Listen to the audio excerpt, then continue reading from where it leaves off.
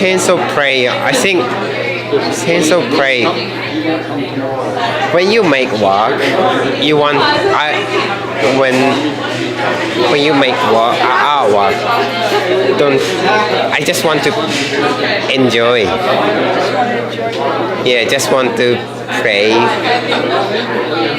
So maybe that comes out from the work. Maybe that's why you see it as playful. But I'm playing with my artwork as well myself. So, but yeah. You take a lot of chances with experimentation. You don't have a linear explanation for the world around you. You have a more. It jumps from one thought to another without having to explain yourself. Yeah. Yeah, it's difficult to explain. Like, well, I don't know what I want to say about my work. I want to tell people, but as Michelle said, that maybe I'm making work for myself, but not as a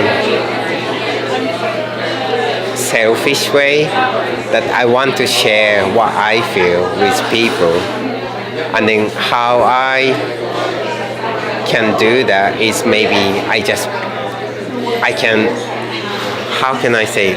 I'm not really good at explaining this way, explaining how I think, but as much as I can be personal, I can be like just dig myself into it. As much as I can do that, then it can be really universal. Yeah, it is very universal. In a way, so I just try to be as selfish as possible, but not selfish as a negative selfish way, but yeah, I don't know, it's just really difficult to explain. So it comes across as universal.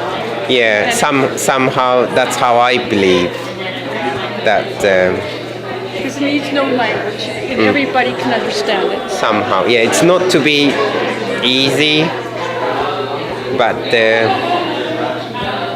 just making the work for myself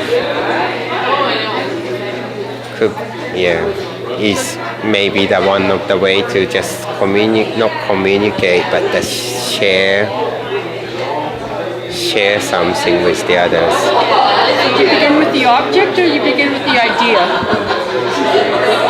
The objects, the planes,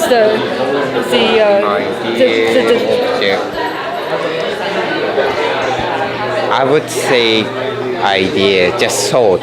So it's not quite idea, something comes up when you're walking, something comes up when you're cooking, it stays in your mind, then just develop it in any moment when you're making the work or when you're just spending time with your friends or just being yourself, reading books. You become the vehicle for the idea, the thought, which is more than a thought.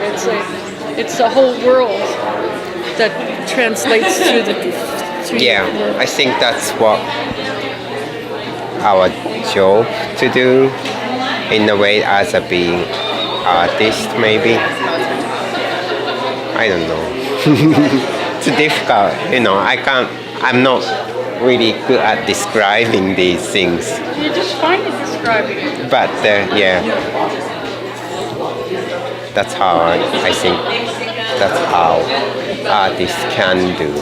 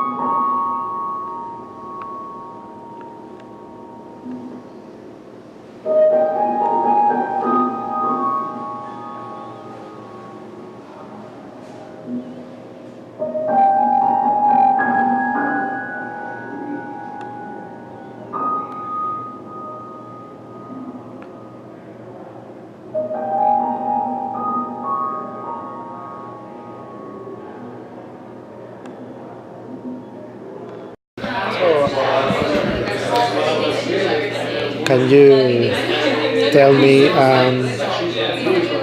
by choosing Hiraki showing, or you curating a show for him here in the art gallery, what was your, what is that strike you of his work that you wanted to show? That's actually it's a complicated answer to what might seem like a simple question. And about a year ago, I found myself needing to curate something for fall 2014, and I really started to think about what I could do that would be meaningful and would be different and would kind of respond to how I had interpreted the nature of the gallery and the kind of work that was done here, and sort of addressed what I could add to that conversation. And on a certain level, I knew that I wanted to work with a contemporary Asian artist, because people had said to me that they didn't necessarily see a connection between our Asian programming and our contemporary programming. And from my perspective as an art historian, I saw a very direct connection, and I wondered what I could do to draw out that connection for more people. And I had met Hiraki a couple of years ago. He was doing a residency in Toronto at the Art Gallery of Ontario, where I used to work. And he struck me as somebody who was engaged in a conversation that could be very relevant to Victoria, and it was also very relevant to me as a recent transplant to Victoria from Toronto, which might not seem that far away because it's all in Canada, but I felt like I had moved from one world to a completely different world. And I knew of this work that Hiraki had made in 2002 when he was still a graduate student called Dwelling. And that work is about his feelings of displacement and disjuncture in moving from Japan to England. And the really interesting thing about his work is that even though it comes out of that kind of very specific personal experience, he manages to come up with imagery and language that speaks in a very universal way. And so his work struck me as an opportunity to talk about the universality of people's feelings of being unrooted or homesick when they make a move, whether it's from Japan to England or from Toronto to Victoria or from up island to down here. So it seemed like a way to really look at a contemporary Asian artist who was thinking about really universal themes.